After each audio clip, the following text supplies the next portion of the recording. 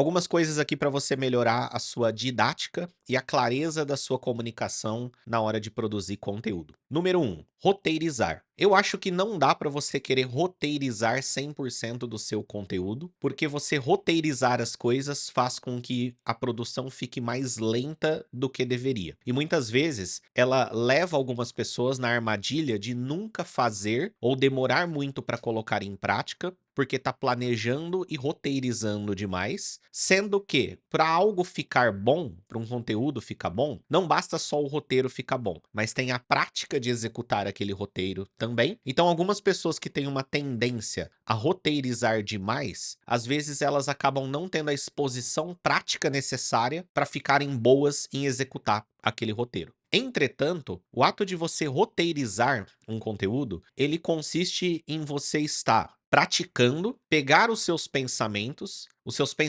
relacionados a uma área de conhecimento ou a sua visão sobre alguma coisa e expressar aquilo de uma forma concreta. Porque quando você coloca no papel, coloca nos slides, coloca em palavras, você está tirando aquilo do seu cérebro, de um campo mais abstrato e transformando em algo concreto. E para fazer isso, é um exercício de raciocínio, é um exercício de busca de clareza. Você treinar colocar os seus pensamentos para fora de forma estruturada é um treino que faz com que, com o passar do tempo, a sua própria capacidade de se expressar antes de criar o roteiro automaticamente ficará melhor também, porque você praticou criando o roteiro. Não entre na armadilha de querer roteirizar tudo, mas eu acho que é importante você definir conteúdo roteirizado e conteúdo não roteirizado. E quando nós falamos do conteúdo roteirizado, existem várias formas de preparar roteiro. Uma delas é slide, por isso que muita gente apresenta bem tendo slides prontos. Ao mesmo tempo, tem pessoas que simplesmente não se adaptam com a forma de transmitir informação através de slides, mas você tem que encontrar a forma de roteirizar que melhor funcione para você. Muitas vezes é simplesmente escrever no caderno os tópicos que você quer abordar na ordem que você acredita que é melhor. Só de fazer isso já é um treino muito bom, porque você tem que refletir a respeito de qual é a melhor ordem para entregar aquela conclusão que você quer entregar. Então, encontre uma forma de fazer roteiro. Eu tenho conteúdo que eu roteirizo palavra por palavra, mesmo que na hora que vai ser produzido, vai ser gravado, ele não fique palavra por palavra como roteiro, mas eu já produzi muito conteúdo scriptando palavra por palavra. Também produzo muito conteúdo colocando simplesmente uma lista de tópicos a serem abordados, inclusive é o que eu estou fazendo agora. Tem gente que tem muita dificuldade para roteirizar alguma coisa, porque a comunicação dela vem muito do que está acontecendo naquele momento. Então, é uma pessoa até boa de se comunicar, mas ela depende muito daquela troca que está acontecendo durante uma interação humana. Agora, antecipar o que ela quer falar e organizar isso que ela quer falar em uma sequência, em uma linha de raciocínio, ela tem mais dificuldade. Talvez para essas pessoas vai ser muito torturante ela ter que roteirizar tudo, mas ela roteirizar um pouco acaba se tornando um treinamento, acaba se tornando um exercício para melhorar a comunicação, até mesmo para a hora que ela quer se comunicar sem ter que roteirizar, ok?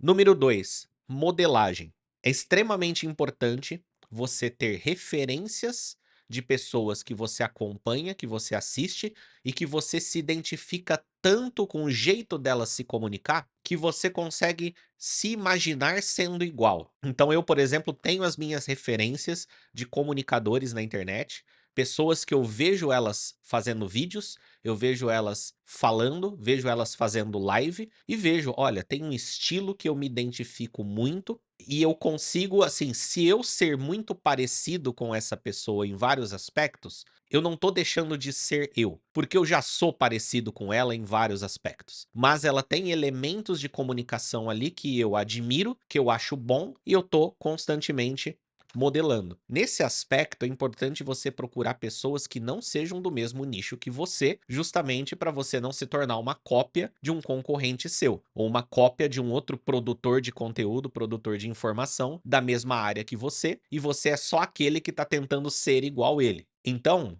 Em todas as áreas, você vai encontrar um comunicador que você consegue se identificar, admirar e que pode ser o seu modelo. Pegue os nichos que você gosta, que você tem interesse, mas que não é o seu, e busque essas pessoas e tente modelá-las. Veja o que que tem na comunicação delas que desperta essa admiração em você. É a rítmica do jeito de falar? É a estruturação lógica do raciocínio? É a capacidade de fazer analogias e comparar com outras coisas? É o fato dela conseguir contar histórias? É o fato de envolver questões emocionais? O que que faz você se identificar com esse produtor e você pode modelá-lo, ok? Número 3, essa é uma coisa que eu vejo poucas pessoas fazendo, mas eu sempre fiz meio que no automático, gostei de fazer, não sei porquê, mas refletindo eu cheguei à conclusão que isso me ajuda muito a melhorar, que é consumir o próprio conteúdo. Muita gente produz o próprio conteúdo, mas não fica muito à vontade de ficar vendo o próprio conteúdo, principalmente porque nós evoluímos com o tempo e nós começamos a ficar com vergonha daquilo que nós produzimos de conteúdo há meses ou anos atrás. Só que, quando você faz isso, principalmente depois de um tempo, se você pega um conteúdo que você mesmo fez há um ano atrás e você consome esse conteúdo, é bem provável que você vai conseguir identificar com muita clareza elementos para melhorar. E é fácil você melhorar uma coisa que você mesmo cometeu e você reconhece que você tem aquele ponto para melhorar. O que dificulta nós melhorarmos em alguma habilidade é quando nós nem sabemos que aquilo não tá bom. E muitas vezes alguém pode até falar para nós que não tá bom, mas nós não conseguimos enxergar na mesma perspectiva que a pessoa. Mas quando nós reconhecemos em nós mesmos um ponto a ser melhorado, é muito mais fácil melhorar esse ponto na próxima vez que você for fazer aquilo. E nesse mundo de produção de conteúdo, nós estamos no melhor cenário possível para isso, porque as coisas ficam gravadas. Então você pode assistir, no meu caso eu escuto muito, né? Eu não preciso muito ver o meu vídeo, mas eu escuto os meus próprios vídeos. Eu até coloco numa velocidade acelerada mesmo, mas ali eu consigo reconhecer se eu fui, por exemplo, abstrato demais, se eu dei muitas voltas para chegar a uma conclusão, se eu fui prolixo, ou até mesmo uma coisa boa, às vezes eu consigo identificar e eu consigo pensar assim: olha, nossa, essa conclusão foi muito boa. E trazer isso para consciência me leva a, das próximas vezes, pensar meio que numa fração de segundos mesmo, a hora que eu estou produzindo, como eu posso dar uma conclusão tão boa quanto aquela. Ou, obviamente, como eu posso não cometer os pontos tão ruins quanto estavam naquele outro vídeo.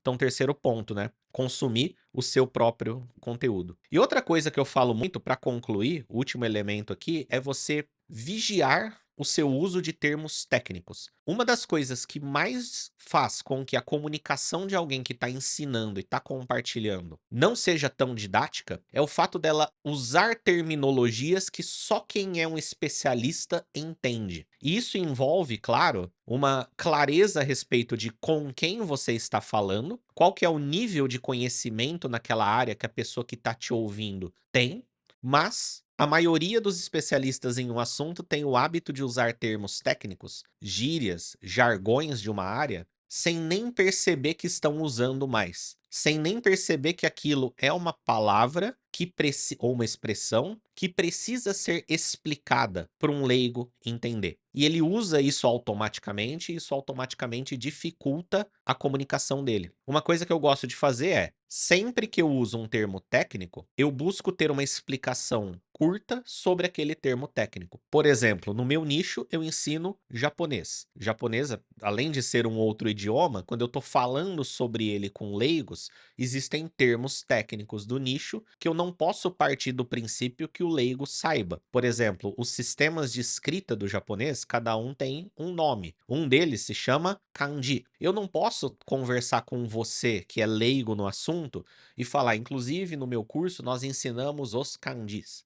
É confuso falar dessa forma, mas eu poderia falar, no nosso curso eu ensino os kanjis, que são aqueles ideogramas mais complexos que muitas vezes parecem casinhas e tem gente que usa para fazer tatuagem ou cola adesivo dele no carro. Perceba que explicando dessa forma, mesmo que você não saiba o que é esse termo técnico que eu usei, com uma pequena frase eu clareei ele para você. Então, um exercício que você pode fazer também é elencar os termos técnicos do seu nicho, que são muitas vezes indispensáveis para você falar sobre o seu nicho, e preparar uma explicação curta e direta sobre ele para que fique claro para um leigo. E toma cuidado para quando fazer isso, você não cair na armadilha de ter que ensinar esse assunto. Perceba que eu dei uma explicação para você que ela clarifica para você o que é o kanji, que eu citei, porém eu não dei uma aula sobre o assunto para você e eu não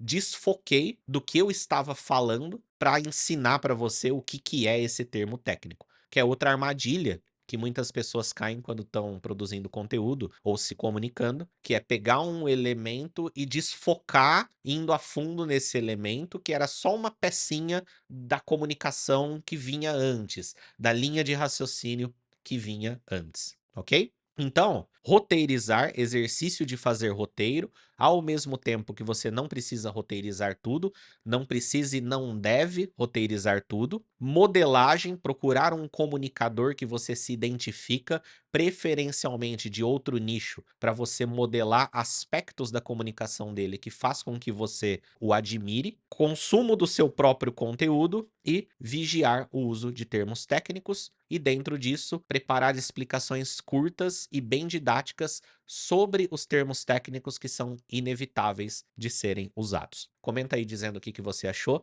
Espero que esse vídeo, esse conteúdo tenha te ajudado e nós nos vemos aqui nos próximos vídeos.